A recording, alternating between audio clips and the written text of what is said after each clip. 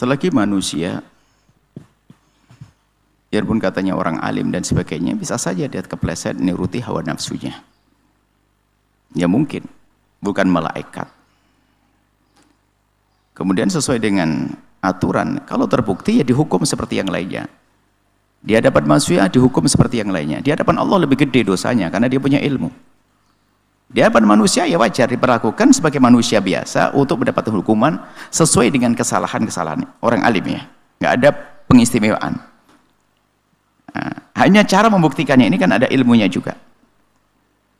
Apalagi na'udzubillah kalau dosanya dosa gede. Misalnya dosa gede. Laki-laki dengan laki-laki sampai masukkan ke lubang belakang itu Masya Allah dosa besar. Dosa besar. Sehingga pembuktiannya pun juga harus dengan cara yang disebutkan oleh para ulama. Nah, sehingga kalau hukumannya pun lihat dalam, kalau orang melakukan laki-laki dengan laki-laki sampai memasukkan naudzubillah wilayah ke wilayah belakang itu, naudzubillah, itu namanya liwat. Itu hukumannya lihat. Menurut misalnya dalam madhab kita Imam Syafi'i dan juga madhabnya Imam Ahmad bin Hanbal dan juga muridnya Imam Abu Hanifah, Abu Yusuf, Abu Muhammad. Jadi kebanyakan mengatakan seperti zina. Kalau dia pernah punya istri, setelah terbukti dengan cara yang benar ya, dirajam sampai mati. Kalau belum punya istri, dicambuk 100 kali. Ini adalah dosa besar. Kalau madhab Malik lebih serem lagi. Lebih gede daripada pelanggaran dengan urusan zina. Karena fitrahnya yang rusak ini lebih gede dari itu semuanya.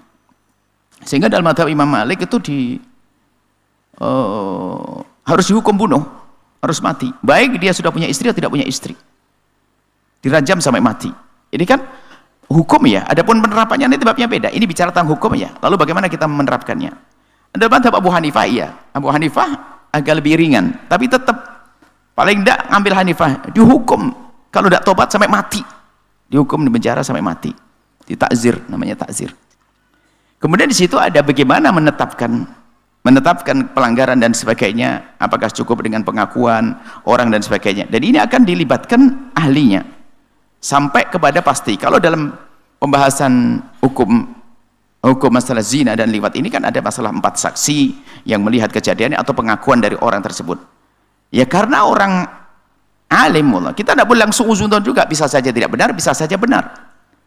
Apalagi kalau alim, biarpun benar melakukan, jangan-jangan dia alim, orang alim fasik misalnya. Alim fasik bisa saja dia mengerti, nggak usah mengaku. Nah ini kan bahaya lagi. Mufti syaitan kan bisa saja. Jadi karena semakin alim dia, bisa saja dia menutupi itu semuanya, bisa jadi. Kan dia mengerti, tidak boleh saya mengaku, tidak boleh saya ngomong dan sebagainya. Makanya di sini perlu dilibatkan banyak tim untuk bisa sampai kepada pembuktian yang nyata. Kalau dalam petunjuk fikih kita adalah ada 2 dengan saksi 4. Kalau madhab Abu Hanifah kan takzir, tidak usah pakai saksi 4, cukup 2 orang saja. Saksi yang melihat kejadiannya dan seterusnya. Ini memang adalah hal-hal yang besar, jangan dianggap sepele. Kemudian pembuktiannya ini yang harus betul-betul hati-hati. Jangan sampai nanti ada, kalau benar ya sudah lah, kalau benar dengan pembuktian yang benar ya hukum, nggak ada pandang siapapun dia. Kalau tidak dicermati cara ini, bisa saja nanti suatu ketika ada lagi fitnah-fitnah yang dihembuskan.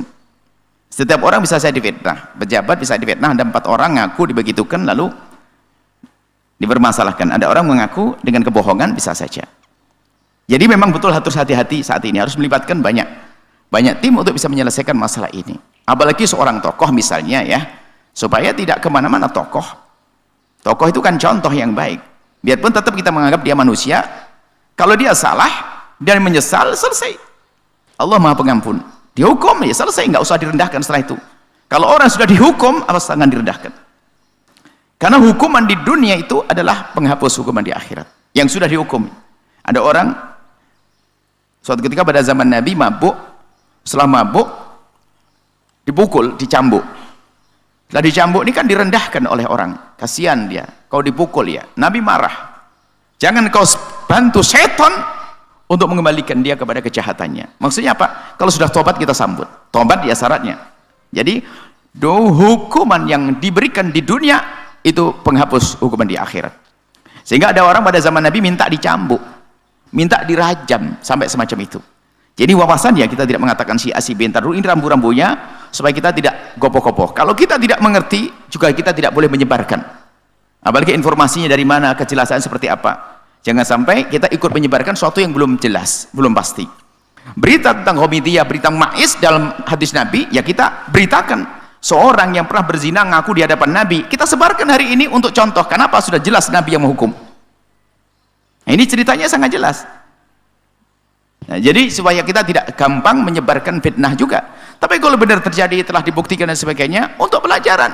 Setelah orangnya dihukum, nggak boleh kita setelah itu merendahkan lagi. Setelah dihukum, tidak bisa kita merendahkan. Hati-hati. Bisa saja hukuman itu menghapus dosanya dan selesai. Adapun, apakah penyakit semacam itu masih bisa sembuh? Apakah bisa? Ya bisa. Asalkan ada kemauan. Dan apakah bisa menghindari? Bisa. Yang menjadikan bisa menghindari adalah takut kepada Allah. Mohon maaf. Anda wanita normal, saya normal. Anda laki-laki normal, yang normal. Loh, kalau normal, laki-laki normal ketemu perempuan cantik normal, sehingga nggak ada undang-undang halal haram, mau nggak kita bertemu? Laki-laki ketemu perempuan cantik, laki-laki normal, tentu mau. Lalu kenapa kok kamu tidak melakukan dengan dia? Sederhana, karena haram. Apakah di saat saya tidak mau dengan Anda, hai perempuan cantik, lalu saya langsung sudah nggak benar lagi? Tidak, saya tetap normal. Anda perempuan cantik, saya punya syahwat kepada Anda. Cuman kenapa saya tidak melakukan kepada Anda? Karena ada rambu-rambu haram. Sama itu yang laki-laki dengan laki-laki itu kalau kenal Allah ya nggak akan melakukan. Haram sama. Apakah yang laki-laki dengan laki-laki lebih gede syahwatnya dengan laki-laki normal dengan perempuan normal? Ya. Yang normal juga tidak kalah syahwatnya juga gede. Cuman kenapa tidak melakukan? Haram. Jadi pokoknya takut kepada Allah itu selesai. Yang kalau memang ada siapapun tolong takut kepada Allah, makanya jangan malah kayak dibiasakan. Termasuk mohon maaf saudara-saudari kita yang hari ini punya permasalahan kelainan, ada di luar sana yang laki-laki senang dengan laki-laki, perempuan senang dengan perempuan. Maka justru jangan dibuatkan komunitas, jangan dilegalkan. Karena melegalkan artinya tidak menolong mereka, menjadikan mereka semakin biasa. Kita cintai mereka, kita tolong mereka, kita kasih sayang, kita himbau agar menghindar dari yang haram. Itu haram. Nanti setelah dia belajar menghindar akan kembali kepada kenormalan. Biarpun nanti dibantu oleh pakarnya, psikolog. Ya, psikolog akan membantu urusan-urusan ini. Nah, ini jadi bisa sembuh. Yang jelas kalau memang betul terbukti, ya ajar dihukum. Kemudian kalau dia tobat, ya bisa saja kembali. Tugasnya menyebarkan ilmu, tobat, menyesal, sah. Hanya mungkin pandangan orang saja berat kepada orang-orang semacam itu. Akan tapi kita harus memandang siapapun ya dengan keadilan selagi sudah dihukum oleh Allah. Sampai Nabi mengatakan, kalau orang sudah dihukum, jangan direndahkan. Jangan direndahkan, sudah dihukum, selesai. Kurang lebih seperti itu. Adapun tadi bisa yang panjang, kita masih perlu pembuktian dan seterusnya. Kemudian lebih penting lagi ini korban. Korban tidak serta merta kita biarkan begitu saja. Korban bisa saja dia menjadi rusak juga. Yang semula dia menjadi maf'ul, apa yang di korban nanti bisa menjadi penjahatnya lagi. Karena dia punya cara urusan melampiaskan syahwat dengan cara yang salah. Disayang mereka, yuk kita kumpulkan mereka, dilibatkan pakar psikolog untuk bisa membantu kesembuhannya. Karena ini bisa saja rusak orang ini. Apa anak-anak ini yang dikena itu. Jadi seperti itu, memang ini masalahnya kompleks sekali. Makanya ayo segera diselesaikan dengan pertama ilmu dan juga kejujuran, dengan kerinduan untuk bisa menegakkan agama, bukan hanya sekedar hawa nafsu. Dan tolong anak-anak yang selama ini diduga dia itu kan dari situ kita bisa mengetahui juga benar tidaknya nanti apakah anak ini benar dalam pengakuannya. Biasanya kalau anak kena semacam itu antara dua, mentalnya sudah menjadi trauma dan macam-macam, atau mohon maaf dia menikmati sudah nggak peduli lagi karena sudah tahu ini adalah satu cara yang bagi dia adalah unik. Makanya mengajarinya dosanya di atas dosa. Baik, lalu apa yang setelah ini kita perlu hadirkan? Kita sendiri. Takutlah kepada Allah, urusan keharaman jangan menteng. Itu semuanya dari ngentengin. Kalau seandainya benar terjadi, itu biasa ngentengin. Ustadz, karena bukan ustadz cabul dengan laki-laki, ada cabul dengan perempuan kan ada. Ustadznya katanya ustadz cabul dengan perempuan. Ya karena mulai dari sedikit-sedikit, mulai ini yang paling cantik, dikasih jadwal ngaji paling akhir, agak lambat-lambat dilama-lamain, ajak ngobrol. Ini masuk kamar, kunci, tutup, nggak apa-apa, ngambilin teh, segala macam, atau hati-hati. Nanti agak lama ngobrolnya, dipanggil khusus, ada wasiat khusus, wasiat khusus. Nah ini kan macam-macam. Dan gara-gara ngentengin, makanya kalau Al-Quran, kalau Al-Nabi melarang berduaan sudah nggak boleh, itu tujuan untuk itu. Kalau mohon maaf, orang laki-laki kelainan, kalau ada perempuan kelainan, yang senang kepada seorang perempuan dengan perempuan, laki-laki senang dengan laki-laki, ini bahaya dia. Dia nggak boleh duduk dengan laki-laki berduaan, nggak boleh duduk dengan perempuan berduaan. Kalau duduk dengan laki-laki, laki-laki itu akan jadi korban bagi dia. Kalau dia duduk dengan perempuan, ya kan, perempuannya akan melakukan hal tidak baik dengan dia. Sama perempuan yang mohon maaf diuji oleh Allah dengan kelainan. Kalau ada yang mendengar suara ini, bergegaslah Anda untuk bisa mencari obat. Kalau ada perempuan yang senang dengan perempuan, sampai yaitu derajat itu sampai tidak senang dengan laki-laki, ini kelihatannya perempuan cantik jelita, tapi dia nggak tertarik dengan kaum laki-laki, maka dia haram berduaan dengan perempuan dan haram berduaan dengan laki-laki. Kalau dia dengan perempuan, perempuan lain akan jadi korban dia. Kalau dengan laki-laki, laki akan mangsa dia. Lalu dengan harus menyadari bahwa dia punya masalah, ya menjaga diri, tidak akan berduaan dengan perempuan. Maka kalau dengan perempuan harus bareng-bareng dengan yang lainnya. Ingin sembuh kok. Kemudian semakin dia takut kepada Allah, disitulah akan dikembalikan ke normalannya. Dan kemudian tidak perlu kita main caci, akan tapi kalau ketemu orang semacam itu, karena dia sudah terlanjur masalah mentalnya yang nggak benar, kita tolong dengan baik, dengan penuh kasih sayang. Itu penuh dengan kelembutan. Pertama dari kesadaran dirinya bahwasanya itu haram, itu dosa, dan aku harus menjauhkan diri dari hal tersebut, akan mudah. Akan tapi jadi masalah nanti tambahin dengan fatwa-fatwa sebagian ustadz yang pengen seenak sendiri, nggak apa-apa, ini cuma gini, nah, ini bahaya, itu merusak.